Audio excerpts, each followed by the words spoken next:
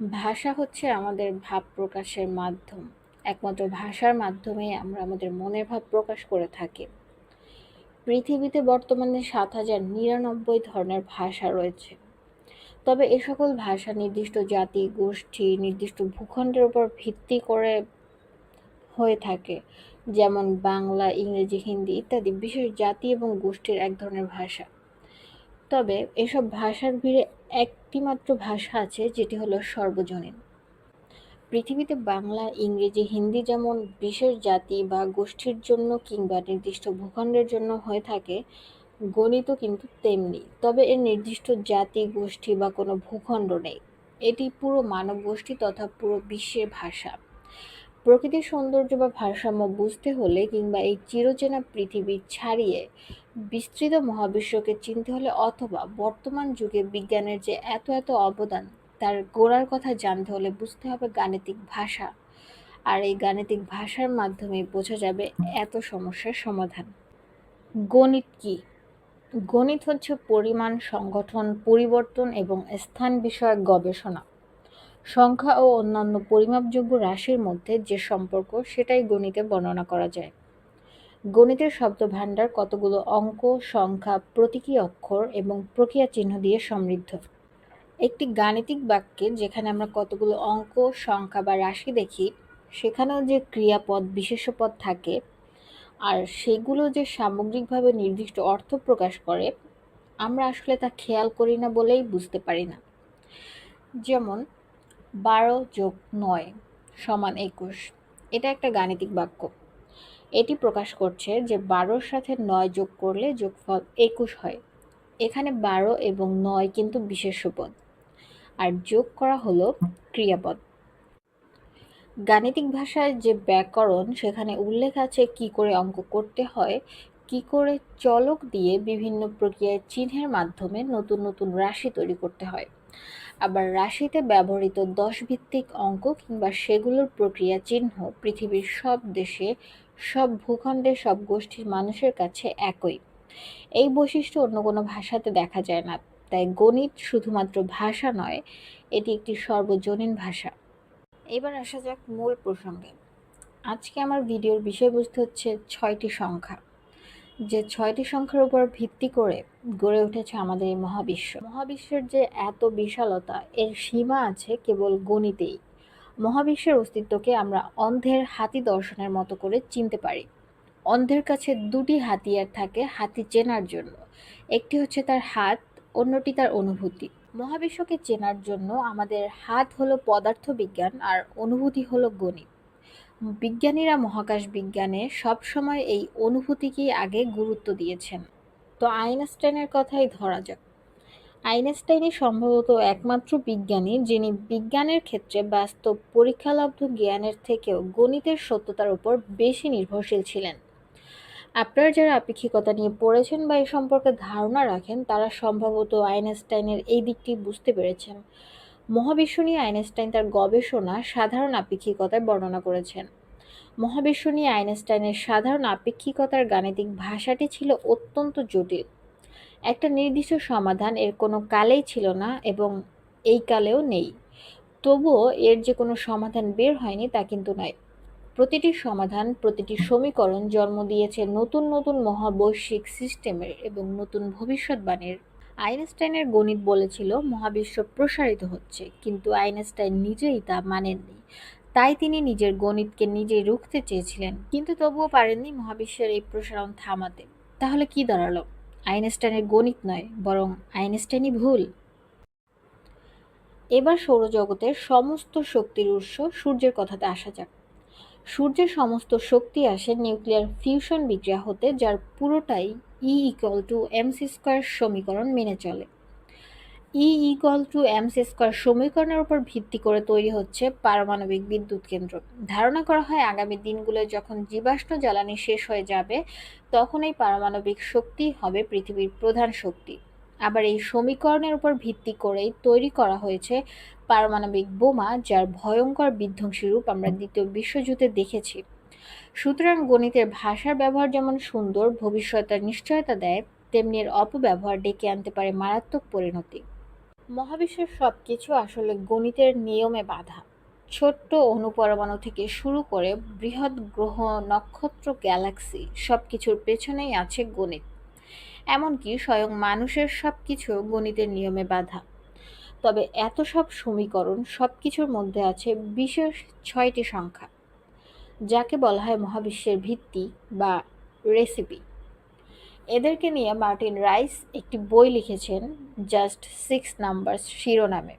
সেই বিশেষ ৬টি সংখ্যাকে নিয়েই আজকের এই ভিডিও। মহাবিশ্ব যে এত বড়, এর পেছনে একটা খুব গুরুত্বপূর্ণ সংখ্যা কাজ করে যাচ্ছে, যাকে প্রকাশ করা হয় এন দ্বারা। এর মান আমি স্ক্রিনে দিয়ে দিচ্ছি, কারণ এটা আমি বলতে পারতেছি না, আপনারাই দেখে নেন। তো এই সংখ্যার কাজ কি হতে পারে আন্দাজ করতে পারেন? পরমাণুগুলোকে একত্রে ধরে রাখার পেছনে যে তড়িৎ বল কাজ করে, তার শক্তিকে তাদের মধ্যে ক্রিয়াশীল মহাকর্ষ বল দিয়ে ভাগ করলে যে সংখ্যা পাওয়া যায়, এটা সেই সংখ্যা। এই সংখ্যাটির মান আর কয়েক শূন্য কম হতো, স্বল্পায়ুর ছোট্ট এই মহাবিশ্বই কেবল গড়ে উঠতে পারত। সেই মহাবিশ্বের প্রাণগুলো পোকামাকড়ের চেয়ে বড় হতে পারত না কোনোভাবেই। মানুষের উপযোগী পৃথিবী বা পরিবেশই তৈরি হতো না তখন। সম্ভব হতো না বিবর্তন, অর্থাৎ মানুষ নামের কোনো প্রাণীর জন্মই হতো না সেই ছোট্ট মহাবিশ্বে। দ্বিতীয় সংখ্যাটি হলো এপসাইলন। এর মান হচ্ছে 0.007। কতটা শক্তিশালীভাবে পরমাণুরা একে অন্যকে বেঁধে রাখে, আলিঙ্গন করে রাখে, তা এই সংখ্যা থেকেই জানা যায়। জানা যায় পৃথিবীর সব পরমাণু কেমন করে তৈরি হলো, সূর্যের বুকে এবং অন্য সব নক্ষত্রের কেন্দ্রে কীভাবে হাইড্রোজেন পরমাণু থেকে জন্ম নেয় পর্যায় সারণীর সমস্ত পরমাণু। এই যে আমাদের চারপাশে কার্বন আর অক্সিজেন এত সহজলভ্য এবং স্বর্ণ বা ইউরেনিয়াম এত দুষ্প্রাপ্য, এর পেছনেও সেই এপসাইলন। নক্ষত্রের বুকে কিভাবে কি হবে তার ওপরেই আসলে সবকিছু নির্ভর করে। সহজ কথায় এর মান যদি 0.007-এর থেকে ১ কম কিংবা ১ বেশি হতো, তাহলে আমাদের কোনো অস্তিত্বই থাকতো না। Number 3, omega. ওমেগা আমাদেরকে বলে যে মহাবিশ্বে কি পরিমাণ পদার্থ আছে। সেটা হতে পারে সাধারণ পদার্থ, যেগুলো আমরা প্রতিদিন দেখি এবং ব্যবহার করি। হতে পারে সাধারণ পদার্থ দিয়ে তৈরি নক্ষত্র, গ্যালাক্সি কিংবা মহাকাশে ছড়িয়ে ছিটিয়ে থাকা গ্যাস, এবং ডার্ক ম্যাটার বা গুপ্ত বস্তুও হতে পারে। ডার্ক ম্যাটার নিয়ে যদি বিস্তারিত জানতে চান, তবে আমার চ্যানেলে ডার্ক ম্যাটার নিয়ে একটি ভিডিও আছে, সেটি দেখে আসতে পারেন। মূলত পদার্থ এবং শক্তির মোট ঘনত্বকে মহাবিশ্বের বিস্তৃতি কোনো রকমে থামিয়ে দেওয়ার জন্য প্রয়োজনীয় ভর এবং শক্তির ঘনত্ব দিয়ে ভাগ করলে যে অনুপাত পাওয়া যায়, তাই ওমেগা। একে সংকট ঘনত্ব বলা হয়ে থাকে। এখন প্রশ্ন হলো, মহাবিশ্ব এখনো কিভাবে বিস্তৃত হচ্ছে? আসলে এর পেছনে দায়ী মহাকাশের বিপরীত এক বল। এই বল মূলত বিগ ব্যাং বা মহাবিস্ফোরণ থেকে এসেছে, যার ফলে মহাবিশ্ব বিস্তৃত হতে শুরু করেছে। কিন্তু মহাবিস্ফোরণের পর পেরিয়ে গেছে প্রায় 14 বিলিয়ন বছর, এবং স্বাভাবিকভাবেই সেই বলটির শক্তি ক্ষমতা এতদিনে অনেকটাই কমে যাওয়ার কথা। কিন্তু অদ্ভুত ব্যাপার হলো যে মহাবিশ্বের পরিধি প্রতি মুহূর্তে আরও বেড়ে যাচ্ছে, এবং সেটা প্রবলভাবে বেড়ে যাচ্ছে। এর পেছনে কাজ করছে এক বিচিত্র শক্তি। বিজ্ঞানীরা আমাদের অপরিচিত এই শক্তির নাম দিয়েছেন ডার্ক এনার্জি বা গুপ্ত শক্তি। মহাশূন্যের ভ্যাকুয়ামে যার জন্ম বলে ধারণা করেছেন বিজ্ঞানীরা। এমন ধারণার পেছনেও কারণ আছে। পল ডিরাক রাতারাতি হিসেব কষিয়ে দেখিয়েছিলেন ভ্যাকুয়াম বা শূন্য বলতে আমরা যা বুঝি তা মোটেও শূন্য নয়। এর মাঝে লুকিয়ে আছে শক্তির সাগর, যে সাগর থেকে জন্ম নেয় ভার্চুয়াল কণা, পদার্থ এবং প্রতিপদার্থ। জন্মের পর মুহূর্তেই নিজেদের মধ্যকার সংঘর্ষে বিস্ফোরণের ফলে এরা আবার বিলীন হয়ে যায়, পেছনে রেখে যায় প্রবল শক্তি। সেই শক্তি হলো আমাদের এই গুপ্ত শক্তি বা ডার্ক এনার্জি। সহজ কথায় ডার্ক এনার্জির সাথে মহাকর্ষের চলমান যুদ্ধের স্কোরবোর্ড হলো ওমেগা। এটা আমাদের বলে দেয় যে মহাবিশ্বের আকৃতি কেমন হতে পারে। এর মান যদি 1-এর চেয়ে অনেক বেশি হতো, তাহলে অনেক আগেই মহাবিশ্ব চুপসে যেত। আর এর মান যদি 1-এর চেয়ে অনেক কম হতো, তাহলে গ্রহ, নক্ষত্র, গ্যালাক্সি কোনোটিরই জন্ম হতো না। Number 4, lambda. ল্যামডার মান জানা গিয়েছিল 1998 সালে। পদার্থবিজ্ঞানের ইতিহাসের যুগান্তকারী আবিষ্কারগুলোর একটি এই ল্যামডা। ভিডিওতে আসলে এর মধ্যেই আমি ল্যামডাকে নিয়ে আলোচনা করে ফেলেছি। মহাকর্ষের বিপরীত বল নামে যে ডার্ক এনার্জির কথা বলেছিলাম, সেটি হচ্ছে ল্যামডা। যদিও খালি চোখে পৃথিবীতে বসে এর কাজকর্ম টের পাওয়ার কোনোই উপায় নেই, তবে মহাজাগতিক পটে চিন্তা করলে দিন দিন এই গুপ্ত শক্তি আরও বেশি ক্ষমতাধর হয়ে উঠেছে এবং হিসেব বলছে একসময় মহাকর্ষের সাথে যুদ্ধে পুরোপুরি জিতেও যেতে পারে এই শক্তি। তবে আমাদের জন্য সৌভাগ্যের বিষয় হলো এর মান খুবই ছোট। না হলে এর প্রভাবের ফলে কোনো গ্যালাক্সি বা নক্ষত্রের জন্মই হতো না। মহাবিশ্বের এত বছর ইতিহাস জুড়ে তখন হয়তো রাজত্ব করত কেবল শূন্যতা আর শূন্যতা। নাম্বার 5, একটি গুরুত্বপূর্ণ ধ্রুবক হলো কিউ। পদার্থের স্থিতি ভরশক্তি আর মহাকর্ষ বলের অনুপাতের 1,00,000 ভাগের 1 ভাগ। এই সংখ্যার মান অনেক ছোট হলে মহাকাশে ভেসে বেড়ানো গ্যাসগুলো কখনোই এক জায়গায় জড়ো হয়ে ঘন হয়ে গ্যালাক্সি বা ছায়াপথ গঠন করতে পারত না। এমনকি কিছুটা ছোট হলেও নক্ষত্র তৈরি হওয়ার গতি ধীর হয়ে যেত, ফলে নক্ষত্রের বুকের উপাদান থেকে পরবর্তী গ্রহ বা নক্ষত্রকে ঘিরে গড়ে ওঠা প্ল্যানেটারি সিস্টেম তৈরি হওয়ার মতো কাঁচামালই তৈরি হতো না। আবার এই সংখ্যা যদি অনেক বড় হতো, ব্ল্যাক হোলের মহাকর্ষীয় টান গিলে খেত নক্ষত্রদের এবং মহাশূন্যের বুকে ভেসে বেড়ানো গ্যাসের হাত ধরে গামা রশ্মি দখল করে নিত সবকিছু। সর্বশেষ নাম্বার 6, এই সংখ্যাটির কথা মানুষ বেশ কয়েক শত বছর ধরেই জানে।